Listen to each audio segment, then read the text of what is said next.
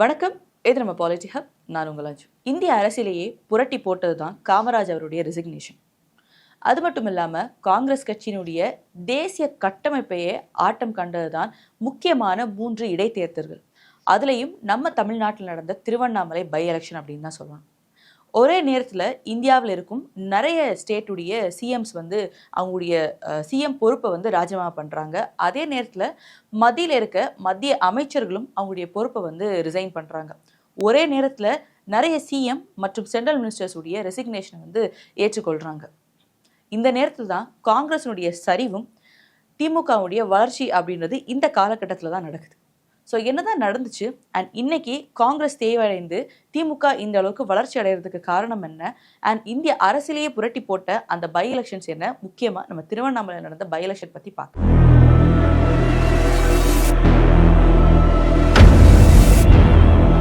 ஒரே நேரத்தில் இந்தியாவுடைய முதலமைச்சர்கள் ரிசைன் பண்ணாங்க. யார் அப்படின்னு பார்த்தோம் அப்படின்னா, முதல்ல நம்ம தமிழகத்துடைய முதல்வராக இருந்த காமராஜர் அவர்கள், ஒடிசாவை சார்ந்த பிஜு பட்நாயக் அவர்கள், காஷ்மீரை சார்ந்த முதல்வர் பக்ஷி குலாம் முகமது அவர்கள், யூபியினுடைய முதல்வராக இருந்த சிபி குப்தா, பீகாருடைய முதல்வராக இருந்த பினோத் நந்தா அவர்கள், அது மட்டும் இல்லாமல் எம்பி மத்திய பிரதேசனுடைய முதல்வராக இருந்த PA மண்டலாய், இவங்க எல்லாருமே ஒரே நேரத்தில் தங்களுடைய ராஜினாமா கொடுக்குறாங்க. அந்த ராஜினாமா அக்செப்ட் பண்ணப்படுது.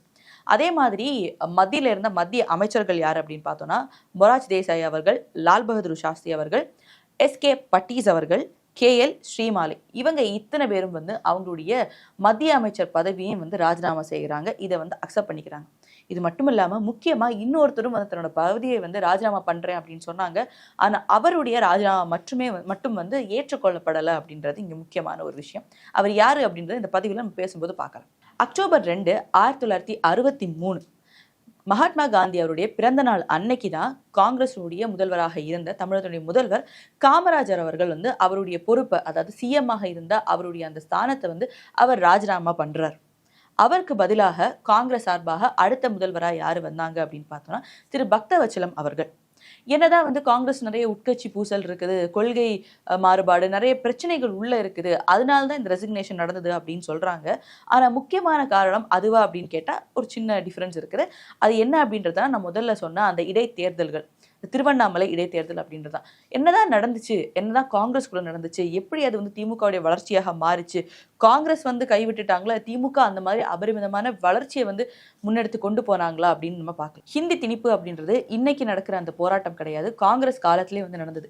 இன்னைக்கு 3வது மொழியாக எது வேணாலும் எடுத்துக்கலாம் அப்படின்னு சொல்லும் போதே ஹிந்தி திணிப்பு இருக்குன்னு போராடினாங்க. ஆனா அன்னைக்கு கண்டிப்பாக ஹிந்தின்ற மொழி படிச்சுதான் ஆகணும்ன்ற இருந்த காலகட்டம். அன்னைக்கு இந்த ஹிந்தி திணிப்பு அப்படின்ற போராட்டத்தில் தான் திமுக எழுந்து வந்தது. அவங்களுடைய முக்கியமான ஒரு விஷயமாக அது இருந்தது அப்படின்னு சொல்லலாம். ஸோ அன்னைக்கு இதனாலேயே காங்கிரஸ் தமிழகத்துக்குள்ள தமிழ் அப்படின்ற மொழியை இது பண்ணி ஹிந்தியை திணிக்கிறாங்க அப்படின்ற ஒரு காலகட்டம் இருந்தது. ஸோ அதனால அந்த நேரத்தில் திமுக இந்த போராட்டங்களை கையில் எடுத்து ரொம்பவே சிறப்பாக பண்ணிட்டு இருந்தாங்க. அதை தொடர்ந்து நேரு அவர்கள் என்ன அனௌன்ஸ் பண்ணாரு அப்படின்னு பார்த்தோம்னா, இங்கே தமிழகத்தில் இந்த ஹிந்தி அப்படின்றது வேணாம், இணைப்பு மொழியாக இங்கிலீஷையே கொண்டு வரலாம் அப்படின்னு சொன்னாங்க. ஸோ இது காங்கிரஸுக்கு ஒரு சின்ன கீழே அவங்க இறங்கினதாகவும் இந்த போராட்டம் மூலமாக திமுக ஒரு அடி மேலே வச்சதாகவும் இருக்குது அப்படின்னு சொல்லலாம்.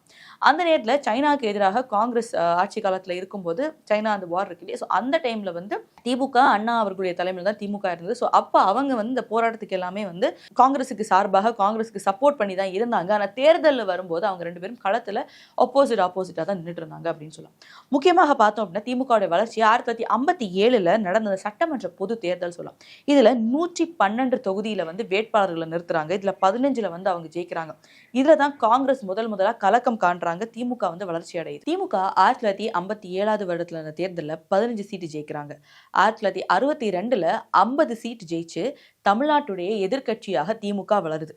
என்னதான் மத்தியில பிரதமராக நேரு அவர்கள் இருந்தாலும், இங்க காமராஜர் இருந்தாலும், மக்களுக்கு இடையில இவங்களுக்கு ஒரு நல்ல செல்வாக்கு இருக்கு.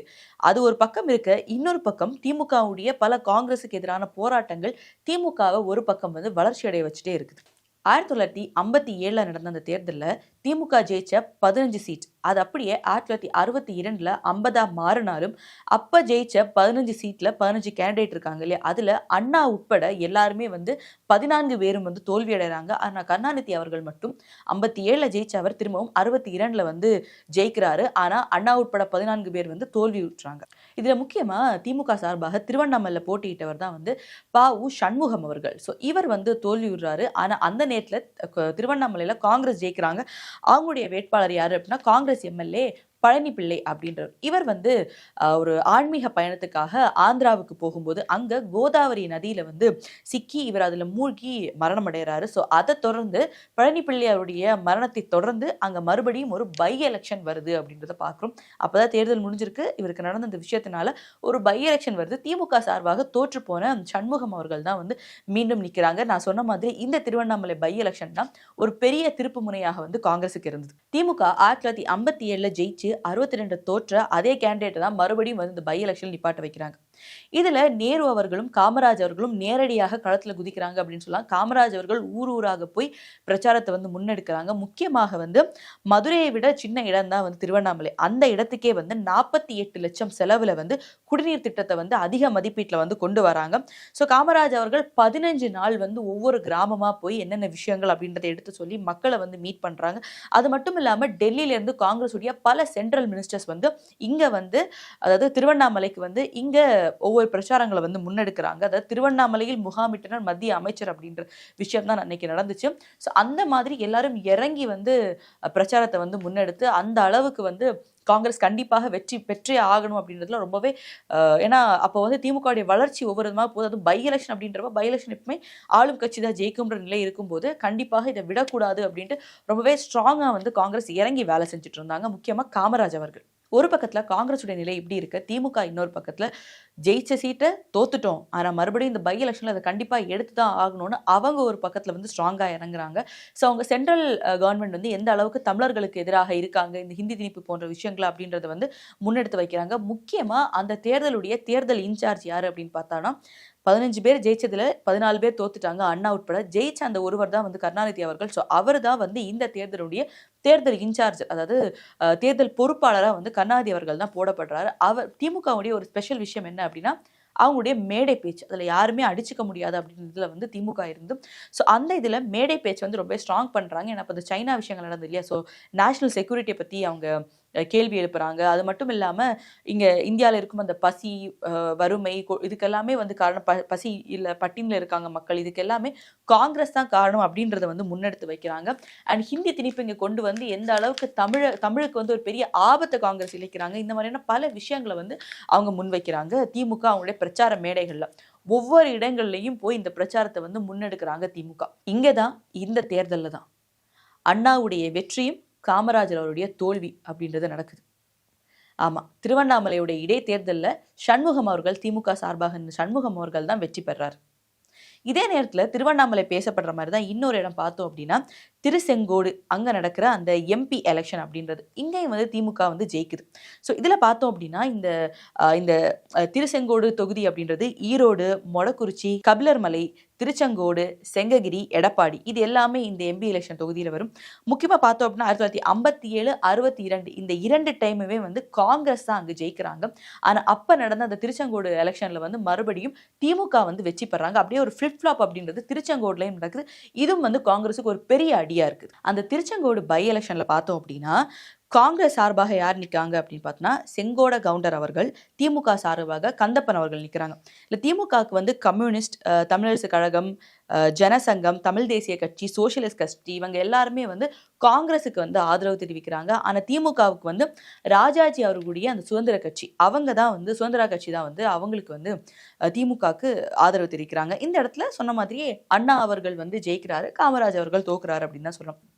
இந்த தேர்தலில் அண்ணாவுடைய முழக்கம் தான் இன்னைக்கும் சொல்லப்படுற பல முழக்கங்கள்ல ஒன்றாக இருக்கு. என்ன அப்படின்னு பார்த்தோம்னா வடக்கு வாழ்கிறது, தெற்கு தேய்கிறது. அதே மாதிரி காகிதப்பூ மணக்காது, காங்கிரசின் சமதர்மமும் இனிக்காது அப்படின்றது.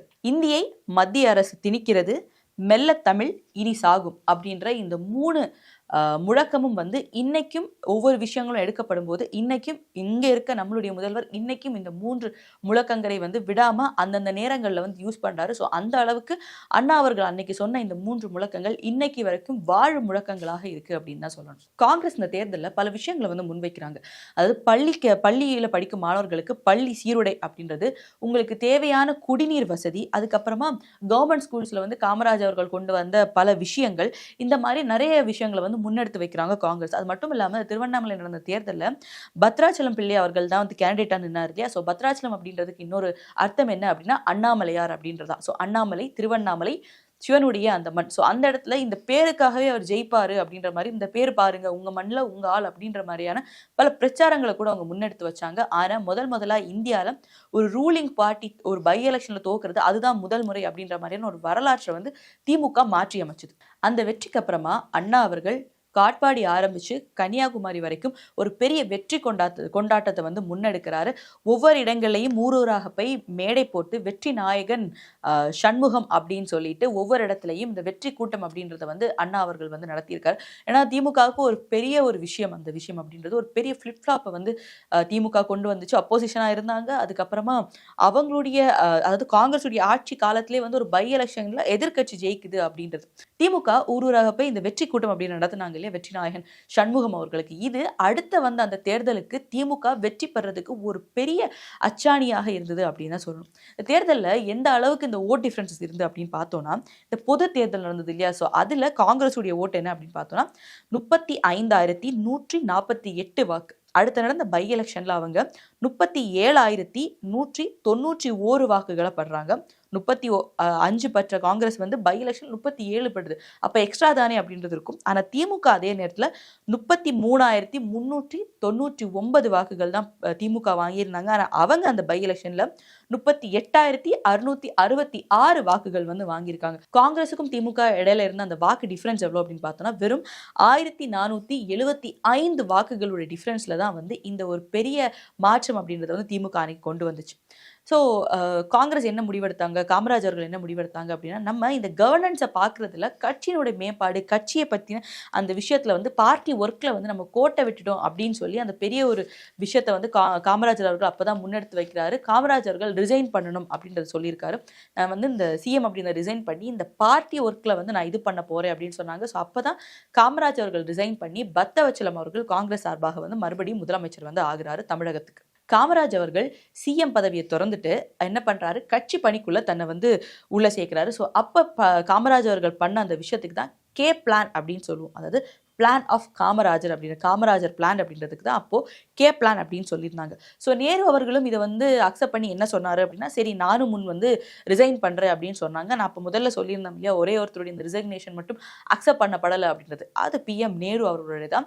சென்ட்ரல் மினிஸ்டர்ஸாக இருக்கட்டும், இவங்களுடைய எல்லா ரெசிக்னேஷன், காமராஜர் ரெசிக்னேஷன் எல்லாமே வந்து அக்செப்ட் பண்ணப்பட்டது. அந்த நேரு அவருடைய அந்த ரெசிக்னேஷன் அப்படின்றது ஏற்றுக்கொள்ளப்படவில்லை அப்படின்றதா. ஸோ எக்ஸப்ட் நேரு எல்லாருமே வந்து ரிசைன் பண்றாங்க. ஸோ காமராஜ் அவர்கள் அவருடைய அந்த சிஎம் போஸ்ட் வந்து திறந்துட்டு அவருக்கு என்ன போஸ்டிங் வந்து காங்கிரஸ்ல கொடுக்குறாங்க அப்படின்னா, அகில இந்திய காங்கிரஸ் கட்சியினுடைய தலைவராக காமராஜ் அவர்கள் மாறுறாரு. முதல்வரிலிருந்து அகில இந்திய காங்கிரஸ் கட்சி தலைவராக மாறிவிட்டார் காமராஜ் அவர்கள். ஸோ அங்கதான் அதுக்கு முன்னாடி இருந்த விஷயங்களால தான் காங்கிரஸ் அவங்களுடைய அந்த வளர்ச்சியிலிருந்து கீழே விழுந்து திமுகவுடைய உதயம், வளர்ச்சி, திமுகவுடைய அந்த உதயசூரியனுடைய உதயம் ஆகுறது அந்த காலகட்டங்கள்ல அப்படின்றது. நன்றி.